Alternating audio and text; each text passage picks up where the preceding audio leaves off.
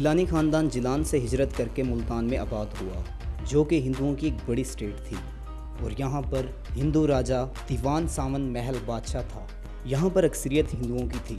جبکہ گیلانی خاندان نے مسلمانوں کو ایک جگہ اکٹھا کیا اور ایک طاقت بنائی۔ اس طاقت کو بڑھانے کے لیے باقاعدہ انجمن اسلامیہ وجود میں آئی، جس کے پلیٹ فارم پر مسلمان اکٹھے ہو گئے۔ گیلانی خاندان جو کہ جیلان سے ہجرت کر کے ملتان میں آباد ہوئے، اس خاندان نے یہاں کے لوگوں پر بہت احسانات کرتے ہوئے باقاعدہ یہاں پر ایک ماحول پیدا کیا، مسلمانوں کو اکٹھا کیا، مسلمانوں کو ایک پلیٹ فارم پر جمع کیا، اور اقلیت کو اکثریت میں لانے کے لیے یہاں پر گیلانی خاندان نے ایک انجمن اسلامیہ کے نام سے ایک تنظیم متعارف کرائی، جس میں تمام مسلمانوں کو اکٹھا کیا گیا، اور اقلیتی تو جو مسلمان اقلیت میں تھے ان کو اکٹھا کرنے کے بعد وہ اکثریت میں ہوئے۔ پہلے مرحلے میں گیلانی خاندان کی جو زمین تھی وہ شعبہ تعلیم کے لیے اس لیے وقف کی گئی کہ مسلمانوں کے لیے یہاں پر کوئی اسکول نہ تھا۔ تمام تعلیمی ادارے ہندوؤں کے تھے، مسلمانوں کے بچوں کو داخلہ مشکل سے ملتا تھا، جس کی وجہ سے مسلمانوں کے بچے ہندوؤں کی غلامی میں رہا کرتے تھے۔ گیلانی خاندان کے بزرگ مختوم راجن بخش گیلانی نے ہمت اور کوشش کر کے پہلی مرتبہ ایک انگریز کے مقابلے میں میئر کا الیکشن لڑا اور پہلے مسلمان میئر منتخب ہو گئے۔ جیسے ہی راجن بخش گیلانی میئر منتخب ہوئے تو انہوں نے مسلمان بچوں کو تعلیم کے میدان میں لاتے ہوئے پہلا ہائی اسکول عام خاص باغ اسلامیہ ہائی اسکول قائم کیا، جہاں پر مسلمان بچوں کو تعلیم حاصل کرنے کا موقع ملا۔ گیلانی خاندان نے فوری طور پر، کیونکہ یہاں پر ہندو راجا ایک دیوان ساون محل کی حکومت تھی، یہاں پر جو تعلیمی ادارے قائم تھے ان تعلیمی اداروں میں صرف ہندو بچوں کو داخلہ دیا جاتا تھا، مسلمان بچوں کے لیے تعلیم کے دروازے بند کیے ہوئے تھے۔ اس صورتحال پر گیلانی خاندان نے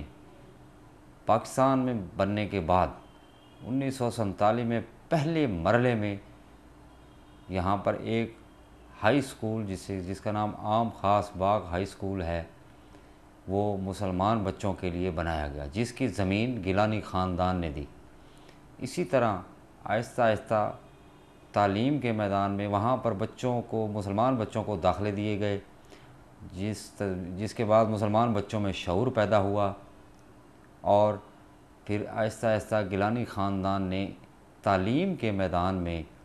ایک نیا قدم رکھتے ہوئے مختلف سکول بنائے، مختلف علاقوں میں شعبہ تعلیم کو سامنے لایا گیا۔ اسی طرح جب دوبارہ ضلع کونسل کے انتخابات کا اعلان ہوا تو رضا گیلانی کو متفقہ طور پر مسلمانوں نے فیصلہ کر کے ایک انگریز ڈپٹی کمشنر کے مقابلے میں الیکشن پر کھڑا کیا، اور رضا گیلانی اکثریت سے ای بی مون کے مقابلے میں پہلے مسلمان چیئرمین ضلع کونسل منتخب ہو گئے۔ منتخب ہوتے ہی انہوں نے بطور چیئرمین ضلع کونسل ہال کا نام رضا ہال رکھ دیا۔ بطور چیئرمین رضا گیلانی نے مزید تعلیمی ادارے جن میں اسلامیہ ہائی اسکول حرم گیٹ، اسلامیہ ہائی اسکول دولت گیٹ قائم کیے، جہاں پر مسلمان بچوں کو تعلیم حاصل کرنے کا موقع ملا۔ یہ چاروں ادارے انجمن اسلامیہ کے زیر اہتمام چلتے رہے۔ 10 سے 15 سالوں کے بعد انجمن اسلامیہ نے اور گیلانی خاندان نے مسلمان بچوں کے لیے پہلا علمدار حسین اسلامیہ کالج بنایا، جہاں پر میٹرک کے بعد FA تک تعلیم پہنچ گئی۔ کچھ عرصہ بعد گیلانیوں نے نشتر میڈیکل کالج ہسپتال کے لیے جگہ وقف کر دی، جہاں سردار عبدالرب نشتر نے ہسپتال بنایا اور جہاں مسلمان بچوں کو ڈاکٹر بننے کا موقع ملا۔ کچھ عرصہ بعد ولایت حسین اسلامیہ ڈگری کالج بنا دیا گیا۔ اسی طرح گیلانی خاندان نے اقتدار پر آنے کے بعد گیلانی لا کالج، پھر اسی طرح مختلف ادارے بنائے، اور قیام پاکستان کے بعد بھی انجمن اسلامیہ تعلیمی ادارے بناتی رہی، جس میں گورنمنٹ اسلامیہ کالج، مصطفیٰ شاہ کالج، شوکت حسین کالج اور اسلامیہ کنڈر گارڈن اسکول قائم کیا۔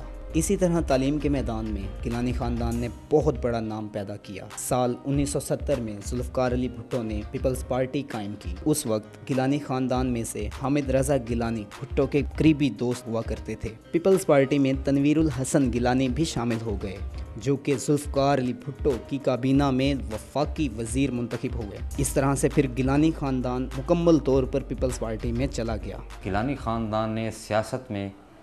اپنا پاؤں رکھتے ہوئے راجن بخش گیلانی نے، جو کہ بھٹو جیسے ہی بھٹو ملتان آئے پہنچے تو انہوں نے راجن بخش گیلانی کے گھر جا کر ان سے ملاقات کی اور راجن بخش گیلانی کو پاکستان پیپلز پارٹی میں شامل کیا۔ راجن بخش گیلانی پیپلز پارٹی میں شامل ہونے کے بعد انہوں نے تنویر الحسن گیلانی کو، جو کہ ان کے بیٹے تھے، ان کو پیپلز پارٹی کے پلیٹ فارم پر وفاقی حکومت یعنی MNA کا الیکشن لڑایا۔ جب وہ MNA منتخب ہوئے تو انہیں وفاقی وزیر بنایا گیا۔ اسی طرح تنویر الحسن گیلانی کے بعد رضا گیلانی، پھر اسی طرح یوسف رضا گیلانی،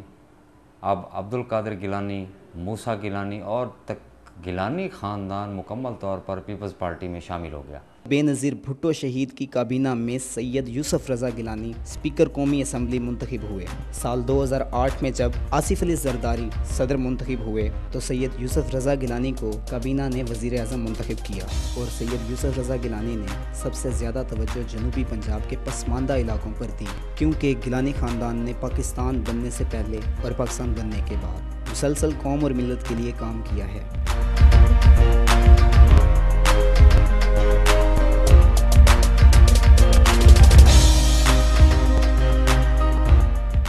اس وقت گیلانی خاندان کے افراد سید غلام یزدانی گیلانی، راجن بخش گیلانی، اسد مرتضیٰ گیلانی، عبدالقادر گیلانی، علی موسیٰ گیلانی، مجتبیٰ گیلانی مکمل طور پر سیاست میں ہیں۔ وزیر اعظم سید یوسف رضا گیلانی نے بھی اپنے بزرگوں کے نقش قدم پر چلتے ہوئے جنوبی پنجاب میں اربوں روپے کے فنڈ سے 4 سالہ دور اقتدار میں 6 فلائی اوورز، ہیڈ محمد والا، نشتر گھاٹ پل، بوسن روڈ، وابڈا اسکیمیں اور سڑکوں کے جال بچھائے۔ گیلانی صاحب کے کمن کا سوال ہے تو میرے خیال ہے انہیں ملتان کو پورا حق ادا کر دیا۔ ملتان کے روز کے لوگ جہاں نشتر تک مریض نواز نشتر تک پہنچ رستے کی دم توڑ ویسا وہ مریض ہوں 5 منٹ کے الحمدللہ نشتر ہاسپٹل پہنچ جاتے ہیں۔ یہی طریقے نال جتنے بہ بھی انہوں نے سکول وغیرہ بنائے، فری ایجوکیشن کے انہوں نے توجہ دیتی ہے، غریباں نے مسائل حل کیتے، بے نظیر انکم سپورٹ پروگرام سے جتنا پیسہ انہوں نے خرچ کیتے، میرے خیال میں ملتان دا وزیر اعظم ہون دے ناتے انہوں نے ملتان دا جڑا حق ادا کیتا ہے آنے والے 50 سال جو شاید کوئی نہ دے سکتی ہے۔ گیلانی صاحب نے حلقہ 151 میں جو کام ترقیاتی کام کیے ہیں بڑا خوش آمدید کام ہے، لیکن سب سے اچھے ملتان شہر کے لیے جو ترقیاتی کام کیے ہیں اس کی مثال نہیں ملتی۔ ملتان ویسے بھی کہا جاتا ہے کہ نون کا گڑھ ہے، لیکن جو پیپلز پارٹی نے جو اب گڑھ کو ختم کر دیا ہے اس کی مثال نہیں ملتی۔ جیسے فلائی اوور بنائے ہیں، 4-5 فلائی اوور بنائے ہیں، ترقیاتی کام کیے ہیں ISM میں، اور اس کے علاوہ جو سرائیکی صوبے کے حوالے سے جو بات کی ہے، ہم چاہیں گے سرائیکی صوبہ بننا چاہیے، اور اس کی آواز جو ان کو سزا دی گئی ہے یہ بھی غلط ہے۔ ISM سرائیکی صوبہ کے ہم بھی اس کے حق میں ہیں، اور جتنے ترقیاتی کام انہوں نے کیے ہیں ہم اس کے حق میں ہیں اس میں۔ اور ملتان کے اندر جتنے بھی ہم کہتے ہیں کہ جیسے مقامی MNAs ہیں، MPs ہیں ملتان کے جو بنتے آئے ہیں 20 سال 25 سال سے،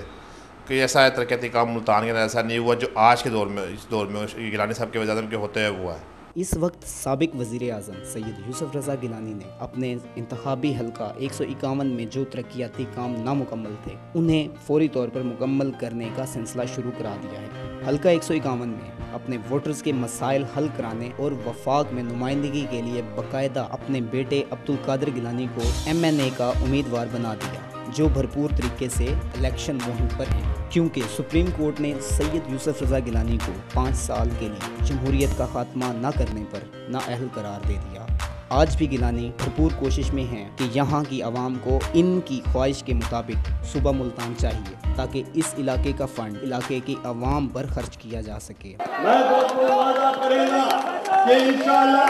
ساتوں سزا جڑی ملتی پئی ہے وہ سرائیکی صوبہ برابر نہیں ملتی پئی ہے، اور اصل فیصلہ کرنے سے سارے لوگ جڑے ہیں وہ پسماندہ ہیں اور انہوں کی ضروریات اسا پوری کرے سوں، اور انشاءاللہ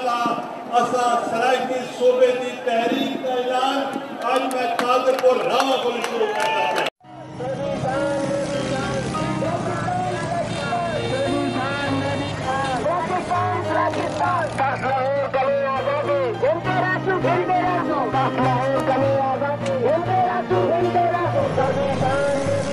तारीख गवाह है कि गिलानी ख़ानदान ने मुल्क की बेहतरी, तालीम और सेहत के मैदान में जो किरदार अदा किए हैं वो सुनहरी लफ्ज़ों में लिखा जाएगा। जनूबी पंजाब की तारीख में जो तरक्याती काम सैयद यूसुफ रज़ा गिलानी ने किए, यहाँ के अवाम इनके एहसानमंद हैं, बल्कि पूरे गिलानी ख़ानदान को खराजे तहसीन पेश करते हैं, क्योंकि 64 सालों में बड़े बड़े सियासतदानों ने जनूबी पंजाब पर तवज्जो नहीं दी, लेकिन सैयद यूसुफ रज़ा गिलानी ने साबित कर दिया है कि वो इस धरती के सपूत हैं और इस धरती से वफादारी करते रहेंगे। आइए हम सब मिलकर ये अहद करते हैं कि जिस तरह सैयद यूसुफ रज़ा गिलानी ने हमारे लिए ये सब कुछ किया, हम भी इसी तरह यूसुफ रज़ा गिलानी का साथ देते रहेंगे। पाकिस्तान जिंदाबाद। Peoples party final.